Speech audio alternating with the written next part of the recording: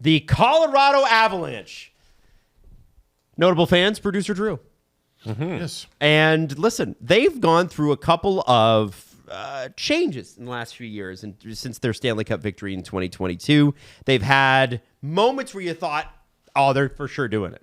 But last year, they didn't have, beyond that first line, the oomph that I think you needed. That losing Kadri really did affect them. But there's certain teams that the rules just don't apply to. And it's the Colorado Avalanche. Yeah, you can't just rely on one D pair. You can't just rely on one line. Well, you can if they're good. Yeah. If it was Cale Makar and Nathan The McKinnon. line that what did you say? They didn't have enough oomph in the forward group. Well, Or even chutzpah. They led the league in goals. I know, but Nathan McKinnon, Mikko Rantanen, and Jonathan Drouin. That's why he They won. led the league in goals. League Okay, MVP. but let's look at the who scored the points-o-meter. Avalanche. McKinnon Who cares? Yeah, well, yeah. Exactly. and McKinnon. Who cares? And McKinnon, comma Nate. Rantanen, comma Mikko. 140 points. Rantanen with 104. Makar with 90. And Drouin with 56. Good Lord. That's crazy. Drouin was great for them. One of their weaknesses, I look at their left side, Drouin, Miles Wood, Joel Kiviranta, and Parker Kelly. You could do better than that. You don't love that? I don't love that. Right side, I think there's two players here that are going to make a big difference for them, or could make a big difference for them. Nikolai Kovalenko. Okay. Daily Faceoff has them slotting into the top 6. He's a rookie for them. Colorado needs a rookie to come in. There's two huge. Well, I'll get to them. I'll do the other guy first. Casey Middlestat Yeah. is a massive upgrade on Ryan Johansson, and he's the best second line center they've had since Kadri. People kind of forget that was a mid-season trade. To have a full season of him behind Nate and crew is going to be massive for this team. Now, there's two monkey wrenches in this whole equation. Gabriel Landeskog, we still don't know what the hell's going on there. So updates on Landeskog. Jared Bednar told NHL.com in August he's trying to make a return here sometime near the start of the season. And if that goes well, it could be a really big boost for us, Bednar said, according to NHL.com. So that's something we're all a little anxious about, but really excited about as well. He hasn't played for us in 2 years. That's Right. the latest on Landy. So we don't know if he's coming back. It sounds like he's coming back. And when he does come back, how's he going to do? Yep. And another huge guy, Valery Nichushkin.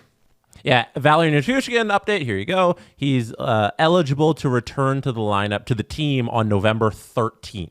Wow. That means he'll miss at least the first 16 games of the season. That's when the suspension would be the automatic suspension that happened because of his transgressions in the player assistance program that happened last season. So the team also said they asked them at training camp if they would welcome him back, and they said, yeah.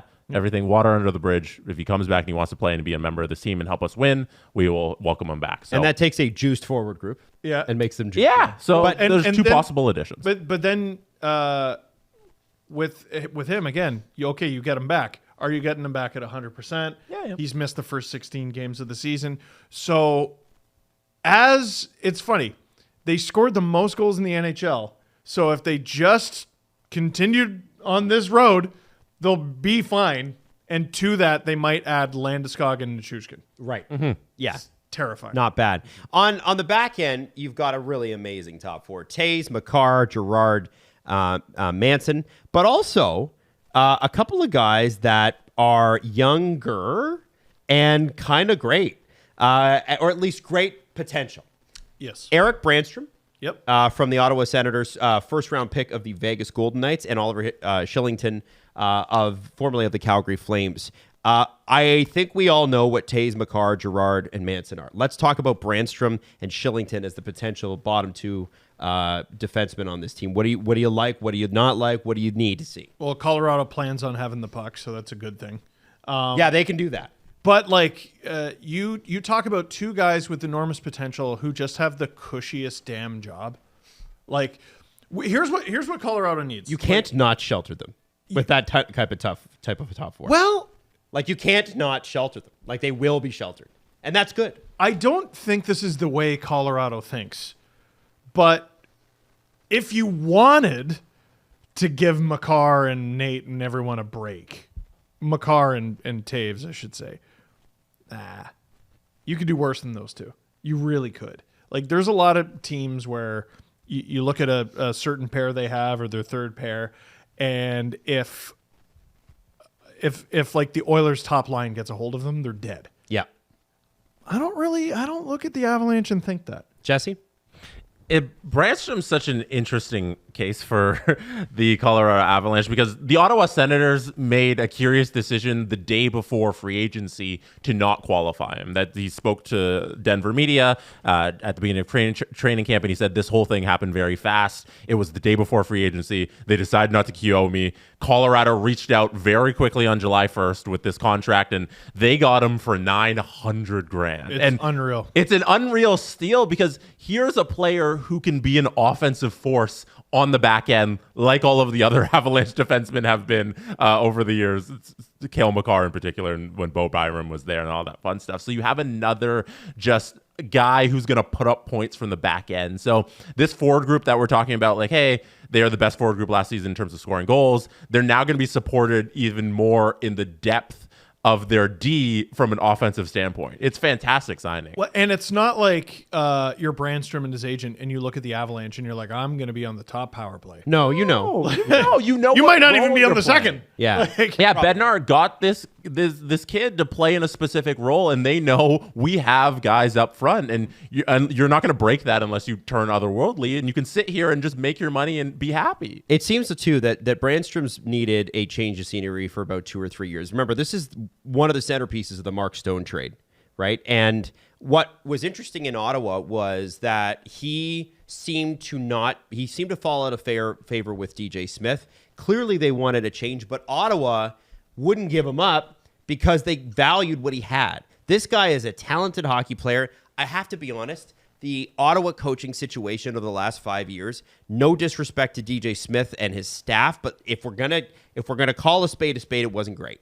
And I think when you go to a team like the Colorado Avalanche, when you have Cale Makar to look up to, you're still in your early 20s. And Taves. And Nathan McKinnon, and a group that has a good chunk of these core players have won a Stanley Cup together. This is such a great situation for a guy like him, and Shillington as well. Well, and, you know, this often comes up. We usually talk about the 2018 and 2019 drafts. You could add 2017 into that. Like, just so many guys had their development screwed up. He played for 2 AHL teams and 2 games in the NHL in the 18-19 season. He played 27 games with the Belleville Senators and then 31 games with the Ottawa Senators before the world stopped. He played a wonky-ass season with the Langnau Tigers. I've never heard of them, but they're in the Swiss League, and he only played 10 games before joining the Ottawa Senators and playing 30 games, and then he was with Belleville for a little bit of that. He had 5 assists in 4 games, and then he finally shows up in Ottawa, has a consistent spot, and him and the coach don't really gel, and all of a sudden this offensive dynamo from the back end that you were expecting has been stunted a little bit in his development. I wouldn't be surprised if being an undersized defenseman scared some teams, but sure, in Colorado, that won't scare them at all. I think Bednar looks at that and like, oh no, we got a guy who can do things from the back end. I don't care that he's 5'10", 185 and isn't hulking back there. You know, we're going to use him the way he should be deployed, and it's going to be fascinating to watch. And Shillington too, like we spent so much time on Brandstrom, but Shillington too, just great underrated signing. Yeah, there's a lot of potential there. Yeah, I mean. Yeah. And if you're Colorado, you got to have confidence in your ability to take players with great natural talent and create a little comeback tour for them. Mm-hmm. Jonathan Drouin. Yeah. Oh, yeah. Was incredible for them last year, and they're keeping him, and why wouldn't they? And this is what you do as a cap team, you know, when you have players who are making a whole bunch of money and you want to just get better on the edges, you develop these guys who are like reclamation projects. And Colorado's been fantastic at that. And guess who made the recommendation to sign him? It was Nathan McKinnon. He said, you have to sign this guy. Please put him on my wing. And they were magic again. One quick thing. I want to look at goaltending for just a second, guys. Yeah. Georgiev and looks like Justus Annunen will be the starter and the backup. Ivan Prosvetov, I think. Will probably draw into a couple of games as well. But Georgiev obviously didn't have the. KHL? I thought he signed in the KHL. Oh, did he? Okay, well, regardless. Okay, maybe he's not there. Annunen was a guy that I think a lot of Avs fans were looking like, are they going to replace this guy? Or are they going to put somebody ahead of him? They seem to be completely fine with keeping him where he is, and he had a .928 save percentage when he played last year in 14 games, and he was good in the A2. Georgiev has had health issues. Didn't have the best year last year. Well, he didn't have winning game issues. No, he won a lot of games. He won a lot of games. I always love to bring up Justus Annunen because he kind of gets lost, but I did the trade tree for it. The Avalanche got that pick for Annunen through the Matt Duchene trade. I don't think it was directly, but it was on the way down. And I think this guy can take over for Georgiev as soon as this season. That's aggressive. It's aggressive. I think some things would need to go wrong for Georgiev and right for Annunen, but that's how good I think this kid could be. Okay, so the points for the Colorado Avalanche, gentlemen. Last year, obviously, they had a spectacular run. They finished third in the division with 107 points, which, by the way, would 107 third. Wow. A lot of and in most divisions, they still would have actually been third when I look at it. There was a lot of feast or famine in the NHL last year. Remember, a lot of teams were tanking, right? So a lot of teams on the high end were scoring a ton of wins. Celebrini factor. Yeah. So this year, odds makers have them taking a bit of a step back. It's 102.5. I think that's an over, right? I'm going to take the over. I'm going to take the over. I'm going to take the over, and I'm going to say they're first place. Also, Ivan Prosvetov is playing for CSKA Moscow. There you go. And there was a clip like a couple days ago of him trying to fight a guy. I thought I saw that. That's why I was like, wait, didn't I? A few days ago from when we're recording this, he tried to fight somebody in one of the early season KHL games because he the player came over and like pushed him in the net, and he came over and challenged him. So yeah, Prosvetov making waves in the KHL. Good for him. Steve, I said first place and over. First place, and I punched the over like it insulted Felix Potvin. Wow. Yeah. Holy cow. I have them in first place as well. I think they're a spectacular team. That means this is the best Avs team since they won the Cup. No, whenever we agree, it never happens. It's happening this time. Second place, Atlanta. Damn it. Who do they pick with their lottery pick?